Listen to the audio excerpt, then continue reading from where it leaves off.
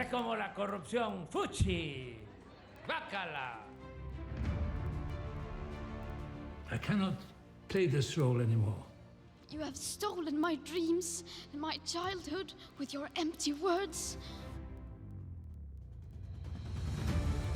We will not rest until there is justice and accountability. Para América Latina implicaría renegociar acuerdos económicos. Y precisamente es la protección y la garantía de los derechos humanos. Que continúa ejerciendo presiones importantes en las economías emergentes. Para eso, obviamente, no necesitas ni talento, ni escuela, ni saber pintar, ni saber nada.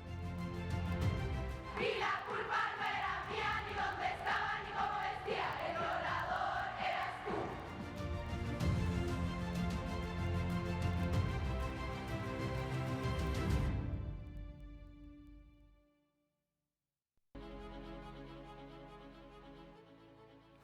Gracias por estar con nosotros. El día de hoy vamos a platicar acerca de la presencia ya confirmada del coronavirus en México.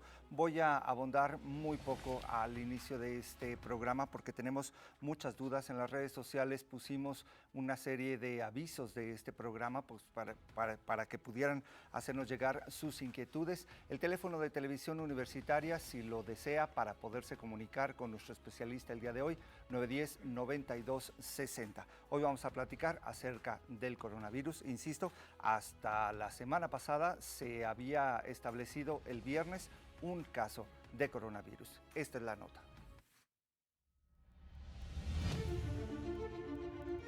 Confirman primer caso de coronavirus en México.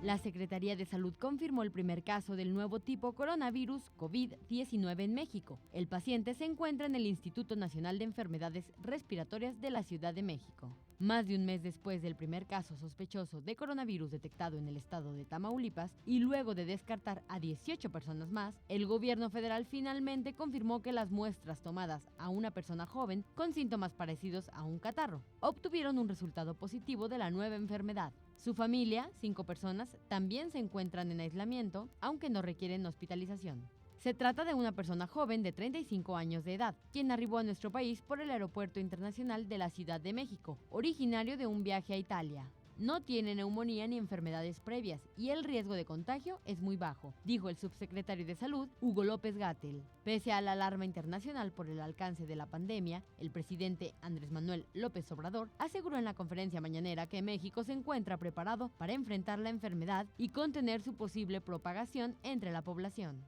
De esta forma, México se convierte en el segundo país de Latinoamérica con un caso confirmado de coronavirus, luego de que el Ministerio de Salud de Brasil informó el pasado 26 de febrero de un paciente contagiado por la enfermedad gestada originalmente en la ciudad de Wuhan, China.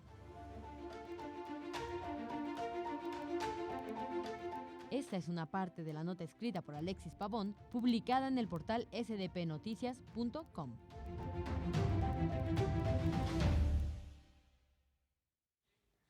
Pues este programa, la intención que tiene hoy más que nunca es informar. La intención es poder ofrecer la información adecuada el día de hoy de lo que tenemos a la mano, pues lo que ha surgido en este fin de semana, y para platicar acerca de la presencia del coronavirus en México y particularmente en Aguascalientes está con nosotros el coordinador regional, delegacional de Prevención de Salud y Atención Médica del Instituto Mexicano del Seguro Social. Él es representante de este instituto en Aguascalientes, el doctor Antonio Hernández Jiménez. Gracias por estar con nosotros, doctor. ¿Qué tal? Muy buenos días. Gracias por la invitación. Sabemos que hay 5 casos ya confirmados en México y la semana pasada se especulaba que había 2 en Aguascalientes. Pues todo está en protocolo, estamos en vigilancia epidemiológica activa y bueno, hasta ahorita nada más los 5 casos que se ha difundido por parte de la Secretaría de Salud Federal, son los confirmados en México. ¿Cómo podemos considerar a este virus de alta peligrosidad? Todavía no se ha demostrado y dudo que así ocurra. Afortunadamente no tiene el mismo comportamiento de otros virus epidémicos y bueno, lo que nos toca ahora a todos nosotros es prevenirnos y prepararnos. ¿Cuáles son las medidas más adecuadas? Debemos extremar, así como estamos en cualquier medida de contingencia, la higiene personal es básica. Ahorita se ha estado difundiendo a nivel internacional, a nivel nacional, ya sabemos cómo se transmite, ya sabemos dónde se puede ubicar, ya sabemos cómo una persona se puede infectar, así que creo yo que en principio la higiene personal, extremar nuestra higiene de manos, ¿verdad? Aquel que está enfermo, usar el estornudo en etiqueta, en el ángulo interno del codo. Y por supuesto, el que tenga síntomas de algún cuadro gripal, infección respiratoria aguda, acudir con el médico. ¿Hay algún tipo de pues, medidas de prevención más allá del aseo personal que debamos de extremar? Se ha estado dando a conocer, usar cubrebocas, etcétera, etcétera, etcétera. Yo creo que todavía no llegamos a ese extremo. En realidad el cubrebocas tiene su utilidad, su momento, no es aconsejable por el momento que, salvo aquella persona que tenga en estos momentos algún síntoma, para en un momento dado evitar que pueda disipar el microbio o virus. En realidad para las personas que están enfermas. Enfermas, exactamente, para ayudar a la no transmisibilidad. Fuera de ello, no está comprobado que sea una medida de protección correcta. Creo yo que, repito, nuestras manos tienen contacto con muchas superficies inertes, los saludos, los abrazos, etcétera. Entonces, creo yo que tenemos que cuidar en ese extremo. Y sobre todo también las superficies inertes. Hay que asear nuestra oficina, nuestra casa, el lugar de trabajo. ¿Qué tan efectivo es el gel antibacterial? Es efectivo, por supuesto, sí, se promueve bastante. Y sobre todo cuando no tenemos un acceso frecuente a un lavamanos, agua y jabón. Okay. Es efectivo. ¿Y el lavado de los espacios de casa, de la oficina, tiene que ser necesariamente a base de cloro, por ejemplo? Agua y jabón es suficiente, y los desinfectantes que conocemos en el comercio son suficientes. Creo yo. El virus es muy lábil, afortunadamente. En superficies inertes llega a sobrevivir 24 a 48 horas. Y el calor también lo aniquila prácticamente. Entonces, creo yo que lo que son espacios cerrados, donde no entra el sol, donde circula poco el aire, etcétera, tenemos que ser cuidadosos. Los celulares, por ejemplo, ¿verdad? También es muy importante. Porque están en contacto cercano con las vías aéreas. Con las vías aéreas, y pues los colocamos en cualquier superficie, ¿verdad? Inerte, que no sabemos en realidad qué pasó ahí, cuánto tiempo tiene que no se asea. Entonces, creo yo que finalmente esto nos va a servir no solamente para el COVID-19, sino también para evitar otras enfermedades transmisibles. De hecho, hay unos datos que quisiera dar a conocer para un poco tranquilizar la histeria colectiva que se está formando, al igual que hace 10 años se hizo con el virus de la influenza H1N1. Algunos datos reales sobre el coronavirus que te harán sentir a salvo, así lo mencionó el artículo en nation.com. Es un artículo que voy a leer una breve parte, son 2 datos solamente para tener una referencia. Alrededor de 80,000 personas son portadoras del virus COVID-19 o coronavirus, un número bastante abrumador, por supuesto. Sin embargo, 77,000 personas de estas contagiadas se encuentran en China, es decir, que no eres... Si efectivamente estamos hablando de la gente de Aguascalientes, eso remueve el 96% de probabilidades de contagio. Ese es un dato que quiero luego que retomemos, que es contagiable de una persona a otra. Tomemos también hasta el momento el peor día en el momento de esta sucesión de hechos que se ha dado en relación al coronavirus. El 10 de febrero del 2020, 108 personas, principalmente provenientes de China, murieron a causa de este virus. Es verdad, sí es mortal, es un número horrible, pero en el mismo día el cáncer mató a cerca de 26,283 personas. La proporción realmente es abrumadora. Los problemas cardíacos mataron 26,641 personas, la diabetes 4,300, el suicidio en ese día fue de 27,7 personas más que el coronavirus. O sea, es una cuestión de alarma, no necesariamente, pero sí de prevención. Hay un dato que estaba resaltando, es contagioso, es de una persona a otra, no sucede por generación espontánea. Tenemos que estar expuestos. Sí, es correcto, el periodo de incubación de este virus es muy corto, son 2 semanas, si acaso 3, ¿qué quiere decir? Se puede transmitir muy rápidamente, como cualquier otro cuadro gripal.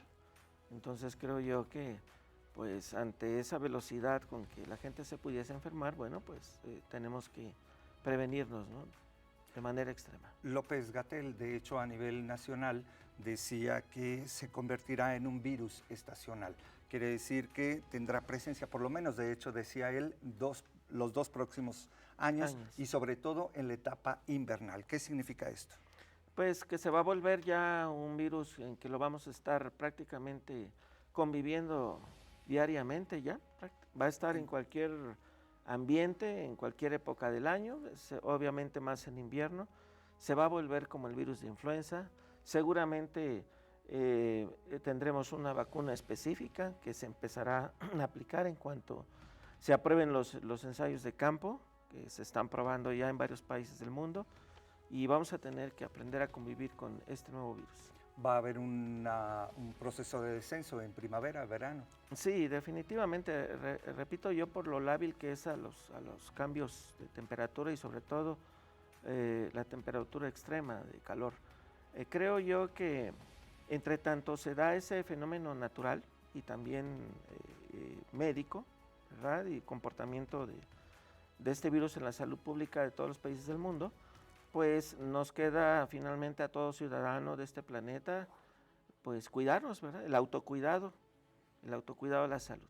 Claro, y hay que considerar que Aguascalientes tiene 2 componentes antes de irme a la pausa. No es una megaciudad, no estamos en tanto flujo por el momento. Afortunadamente, ahora sí, en el mejor de los sentidos, somos provincia. Ese es uno. Y el otro, el calor que es Aguascalientes. Eso va a mitigar un poco la presencia del virus. Vamos a la pausa y regresamos. Esto es A Todas Luces.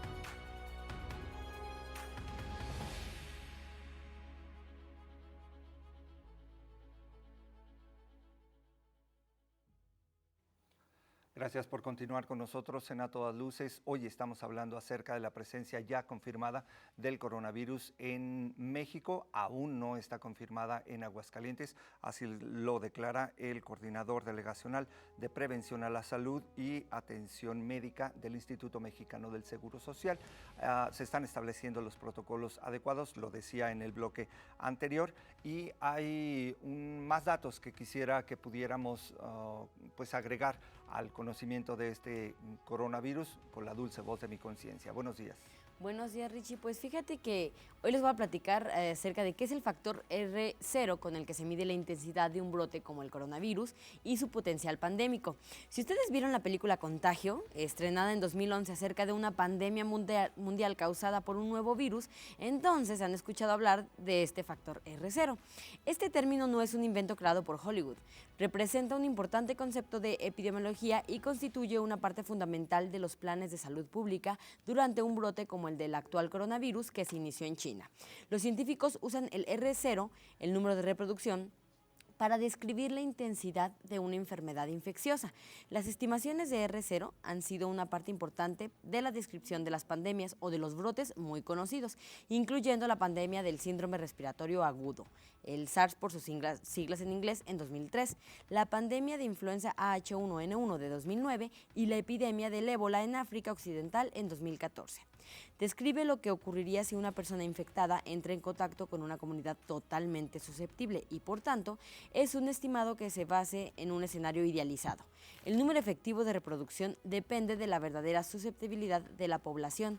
Por tanto, el R0 efectivo cambia con el tiempo y es un estimado que se basa en las condiciones de la población. Por lo pronto decíamos, doctor Antonio Hernández Jiménez, que no hay que perder la calma. Hay que tener mesura, hay que estar atentos a las declaraciones de las autoridades de salud, porque todavía esto irá evolucionando.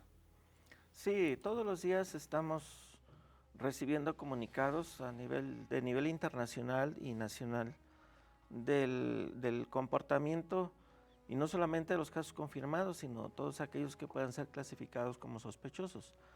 Hay una definición de trabajo en todas las unidades médicas del país, con todo el sector salud, donde nos permitiría, si la persona hace contacto con nosotros, evidentemente, la clasificación inmediata de lo que podría ser una sospecha. Todos los estados del país cuentan con la prueba de tamiz, de detección. Se confirma en la Ciudad de México por cuestiones de control de calidad. Y bueno, independientemente de que se confirme o se descarte, se detonan los mecanismos de vigilancia epidemiológica, búsqueda de contactos, etcétera, etcétera, etcétera, y evidentemente incluye una atención médica. Hay personas que ya se están comunicando con nosotros y de manera anónima aprovecharon el teléfono de televisión universitaria 910-9260 para, pues supongo que es una denuncia de alguna forma a una enfermera con uñas muy largas en el ISSSTE, entre otras de las cosas que menciona. Bueno, aprovechando la oportunidad, ¿verdad? Pero la dulce voz de mi conciencia, de hecho, tiene unas preguntas que en las redes sociales estuvieron depositando para nosotros. Dulce. Así es, aquí preguntan, ¿cómo puedo reforzar el sistema inmunológico? ¿Vitaminas o qué es lo que puedo hacer? Doctor. El sistema inmune funciona diariamente con un bombardeo, por decirlo así, de antígenos, de microbios, de virus, de hongos, etcétera, hasta sustancias químicas, totalmente bombardeados todos los días, y todos los días nos defiende. Todos los días fabrica anticuerpos específicos, sobre todo cuando viene un agente nuevo que es desconocido por nuestro sistema inmune. Luego, entonces, una buena alimentación balanceada, ya esto lo hemos escuchado en otros foros. También las enfermedades, las enfermedades que padecemos crónicas tienen mucho que ver, la diabetes, por ejemplo, el asma bronquial, etcétera, donde en un momento dado estas enfermedades, VIH-Sida, cáncer, la obesidad, las enfermedades cardiovasculares, etcétera, pueden mitigar definitivamente el comportamiento de nuestro sistema inmune para protegernos contra otras enfermedades. las edades extremas de la vida, inclusive. Pues los recién nacidos personas de la y edad adulta. los adultos mayores, pues ya por un extremo no se desarrolla todavía un buen sistema inmune en el caso de los recién nacidos, y en el caso de los adultos mayores, bueno, pues el desgaste, el envejecimiento, etcétera, nos condiciona. ¿Cómo atender a las personas o cómo fortalecer el sistema inmunológico de las personas de la tercera edad y sobre todo si tienen enfermedades crónico-degenerativas? El control de las enfermedades crónicas degenerativas es muy importante. El control no solamente es que reciban una atención médica, sino que el propio paciente sea disciplinado y de lo que a él le corresponde para, decía yo al principio de la charla, el autocuidado de la salud. Es muy importante tener la diabetes controlada, es muy importante tener la hipertensión arterial controlada, etcétera, y la alimentación. Nuestro sistema inmunológico trabaja básicamente a través de un buen aporte de proteínas. Y bueno, eso también, por supuesto, lo vamos a encontrar en una alimentación sana y correcta, adecuada. Dulce, ¿tienes más información? Siguiente pregunta, Reggie Lajoy pregunta, ¿cuáles son los síntomas diferenciales de la gripa? Bueno, en realidad, pues es diferencial, quizás se refiere a lo del coronavirus, ¿no? De forma específica. ¿Cómo saber que es una gripa normal y no un...? Sí, no, definitivamente tenemos que identificar los signos y síntomas de esta enfermedad como cualquier otra gripe. Inclusive se llegó a agregar de que la fiebre no es un signo propio. Ha habido casos que no desarrollan una fiebre tan alta o importante, clínicamente hablando, como lo fue, o como lo es, mejor dicho, en principio, por ejemplo, en la influenza. Se han identificado pacientes de coronavirus con fiebre baja e inclusive sin fiebre, simple y sencillamente con tos, estornudos, escurrimiento nasal, dolor de cabeza, ataque al estado general.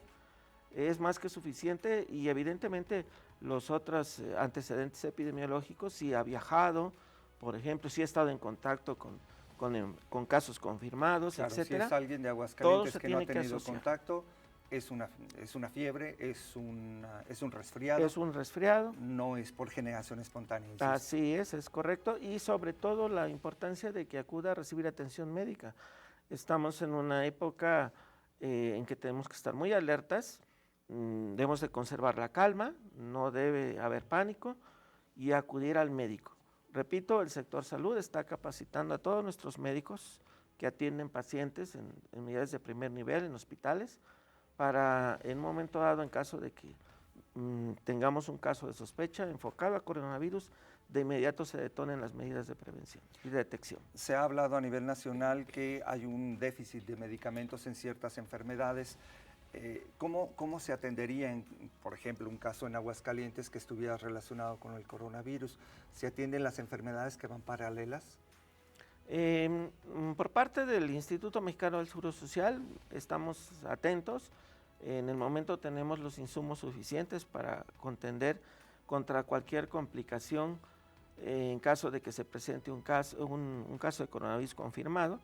Evidentemente nuestra institución está desarrollando planes estratégicos ya prácticamente en evolución para se atiendan estos en centros especializados. Mientras tanto, en caso de que tengamos un primer contacto con alguien que se llegue a confirmar, contamos con los insumos, con la capacidad instalada, con los especialistas. No hay un medicamento que cure el coronavirus, por lo tanto el manejo de nuestros pacientes es un manejo asintomático y de mucha vigilancia médica. Okay. ¿Alguna otra, Dulce? Sí, claro, hay varias. @PameMTZG pregunta, si alguien cercano a mí se contagia, ¿es inevitable que yo me enferme? No necesariamente. Por eso actualmente se está pidiendo a los contactos de los casos ya confirmados, vamos a hablar de México, de nuestro país, que a través de un aislamiento voluntario los mantengamos vigilados durante 2 semanas. Hay algo muy importante, podemos ser infectados pero no desarrollar la enfermedad. Esto está ocurriendo en el coronavirus como lo ocurre con cualquier otra enfermedad. Repito, ¿de qué va a depender? Bueno, de nuestro sistema inmune. prácticamente, ¿verdad? Es una infección subclínica, o sea, una infección que no desarrolla enfermedad, prácticamente vendría a convertirse como una especie de, y lo voy a decir con mucho cuidado, como una vacuna natural. Estas personas son infectadas, no desarrollan los síntomas, sin embargo fabrican sus propios anticuerpos. Son portadores. Por eso en 14 días, exactamente, en 14 días, al no desarrollar síntomas manifiestos de la enfermedad, bueno, pues hay que estarlos vigilando y evidentemente orientarles para que en un momento dado no se vuelvan focos de transmisión. Y además el índice de mortalidad es prácticamente entre el 2 y el 5%, había estado leyendo, 2 datos que tienen una variación bastante significativa en términos numéricos, pero es muy bajo en términos proporcionales. Sí, es una tasa de letalidad promedio, sin embargo, va a depender mucho de la población afectada.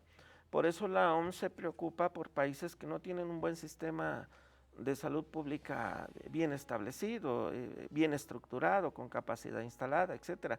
No es el caso, afortunadamente, de México. Nosotros hemos tenido experiencia ya probada y evidentemente pues no estamos inexpertos en ese sentido.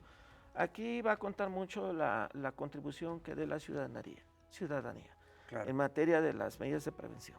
Básicamente, estar atentos a las declaraciones de las autoridades, no hay que causar pánico, finalmente son más las necesidades relacionadas con la prevención, el lavado de manos y el no contacto con personas que hayan viajado, particularmente a estos puntos de los focos de transmisión que han sido los más detectados hasta el momento en Asia y Europa. Es correcto. Bueno, así pues es. Doctor, muchas gracias por habernos acompañado el día de hoy, ayudarnos a entender y a ofrecer información adecuada a nuestro público. Doctor Antonio Hernández Jiménez, representante en esta ocasión, de alguna forma, del Instituto Mexicano del Seguro Social. Gracias, doctor. Muchas gracias a todos.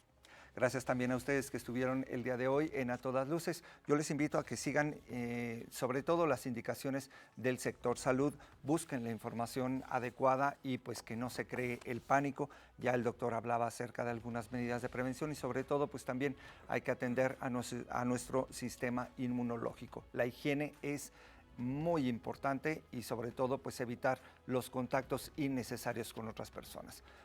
Por ahora es todo, nosotros regresamos el día de mañana, pero pues siga con la programación de televisión y de Radio Universidad. Gracias.